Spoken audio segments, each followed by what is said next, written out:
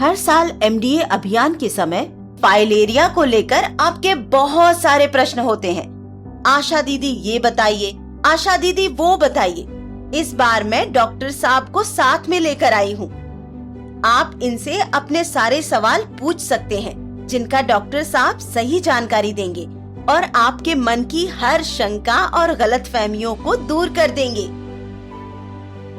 Doctor साहब, ये filaria वाइलेरिया मुझे तो नहीं होगा?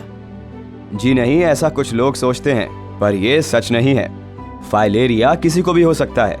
ये मच्छर के काटने से होता है और मच्छर तो किसी को भी काट सकता है ना? फाइलेरिया किसी भी उम्र में हो सकता है। जो लोग संक्रमित क्षेत्र में या किसी संक्रमित व्यक्ति के आसपास रहते हैं, उनको संक्रमण होने का खतरा ज्यादा होता है। पर डॉक्टर साहब, ये बीमारी बच्चों को तो नहीं होता है ना? नहीं दीदी नहीं, मच्छर किसी की उम्र देखकर नहीं काटता। ऐसा है, मच्छर से बीमारी शरीर में आने के बाद इसका लक्षण प्रकट होने में लंबा समय लग जाता है। कोई युवा अगर फाइलेरिया से पीड़ित है तो जरूर ही उसको मच्छर ने बचपन में काटा होगा। डॉक्टर साहब, हम एमडीए अभियान में जो दवा देते हैं उसके बारे में भी लोग सवाल पूछते हैं। जरूर पूछिए ना, क्या सवाल है आपका? डॉक्टर साहब, हम तो सुने थे कि फाइलेरिया से बचाव की दवा दूसरी कोई अन्य दवा के साथ नहीं ली जा सकती है। जी नहीं, ये दवा सुरक्षित है और अन्य किसी भी दवा के साथ ली जा सकती है। सिर्फ और सिर्फ गंभीर रूप से बीमार व्यक्ति, 2 साल से कम उम्र के बच्चे और गर्भवती महिलाओं को ही दवा ना लेने की सलाह दी जाती है। फाइलेरिया तो सुना था कि अपने माँ बाप से आता है, यानी वंशानुगत बीमारी है। जी नहीं, ये बीमारी वंशानुगत नहीं है। ये मच्छर के काटने से होने वाली बीमारी है और ये किसी को भी हो सकती है। डॉक्टर साहब, ये दवा सरकार से मुफ्त में मिलती है, तो क्या ये असरदार होती है? फाइलेरिया से बचाव के लिए यही दवा कारगर है और बहुत से देशों ने इसका प्रयोग करके फाइलेरिया को खत्म किया है।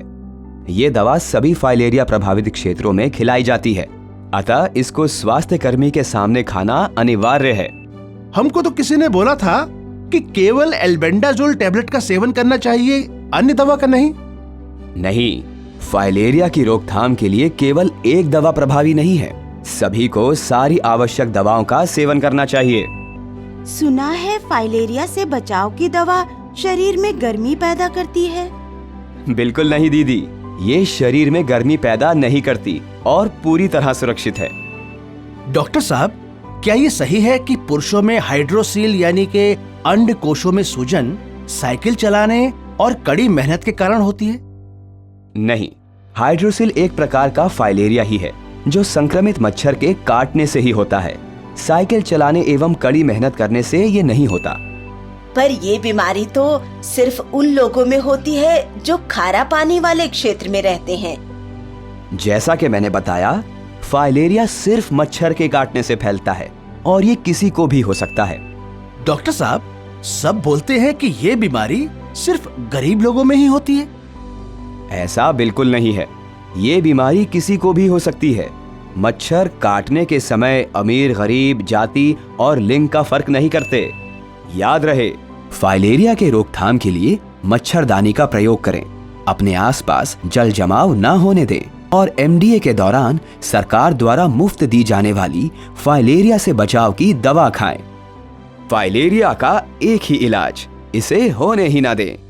धन्यवाद डॉक्टर साहब, आपने हमारी आंखें खोल दी। हम एमडीए के दौरान फाइलेरिया से बचाव की दवा जरूर खाएंगे। मिलकर रोकेंगे फाइलेरिया।